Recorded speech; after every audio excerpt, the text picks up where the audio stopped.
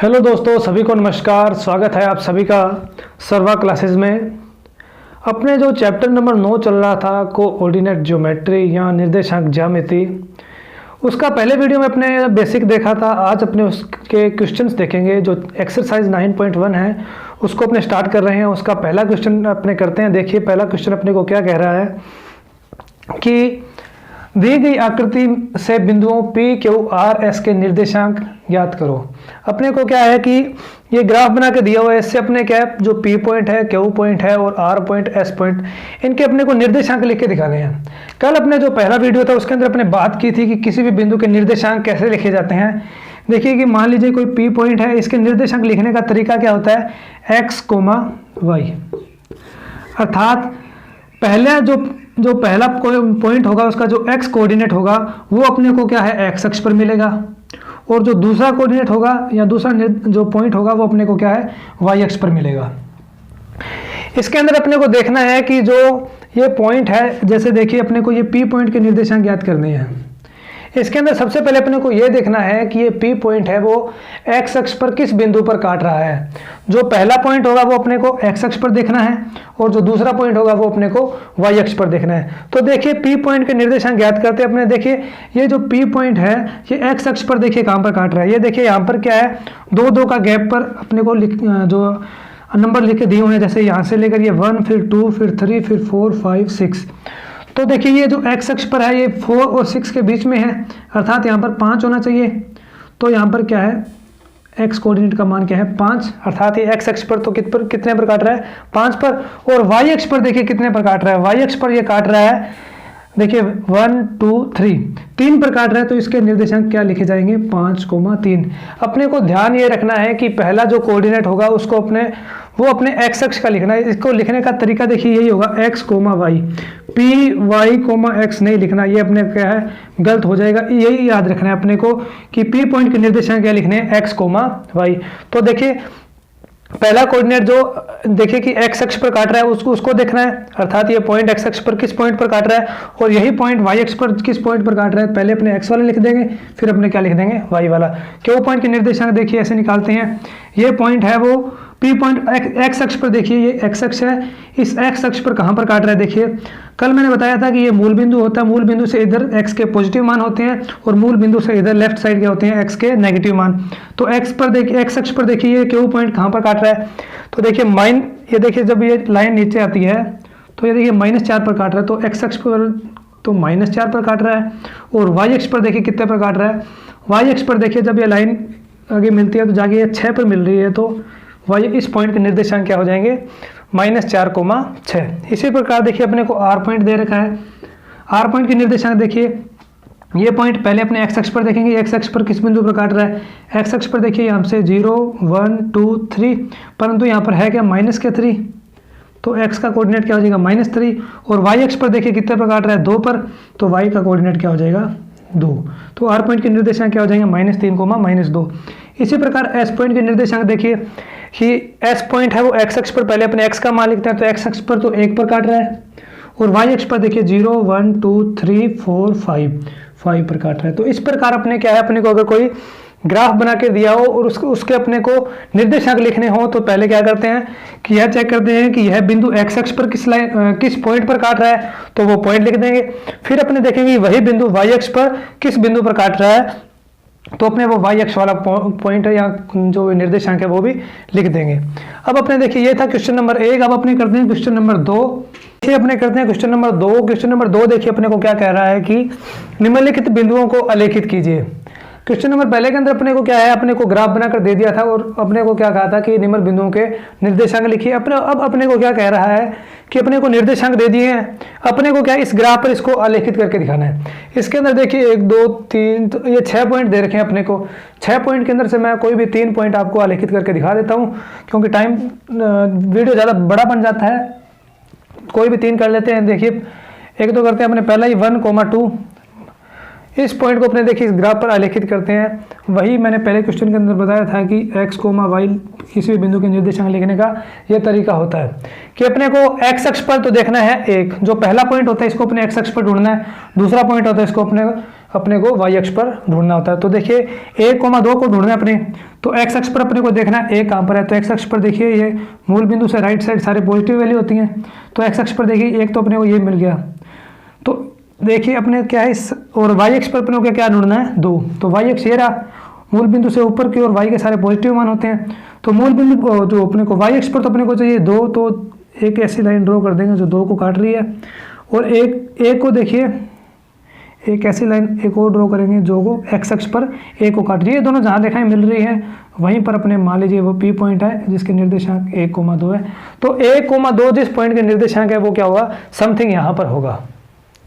इसके बाद देखिए अपने एक ये वाला कर लेते हैं पॉइंट -2, -4।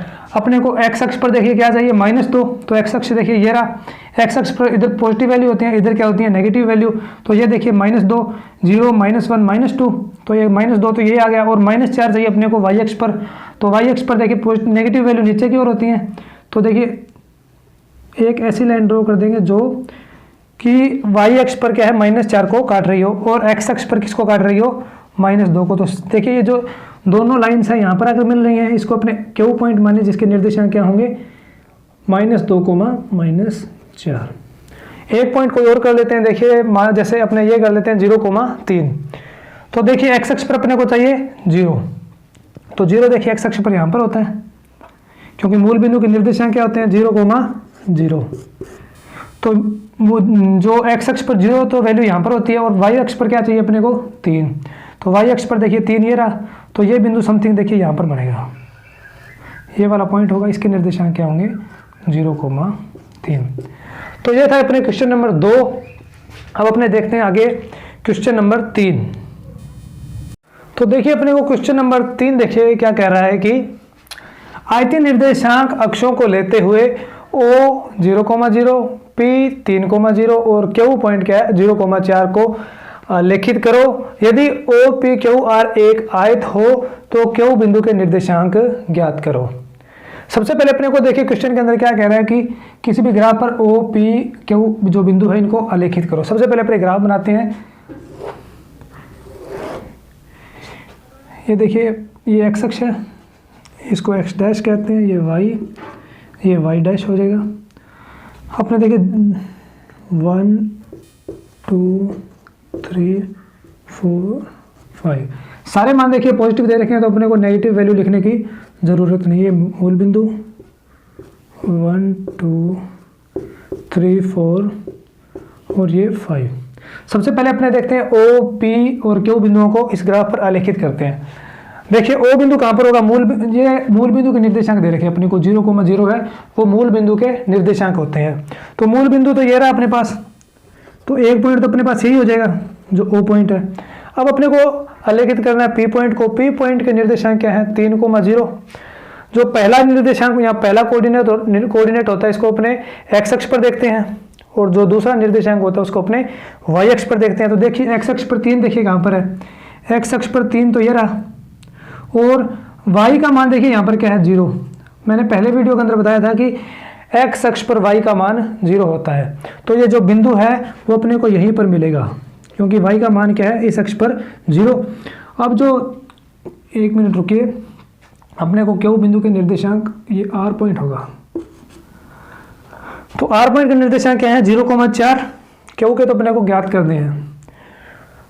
आर पॉइंट देखिए 0,4, तो एक्स अक्ष पर एक्स का मान 0 कहाँ पर होता है, एक्स का मान 0, एक्स का मान तो मूल बिंदु पर ही 0 होता है।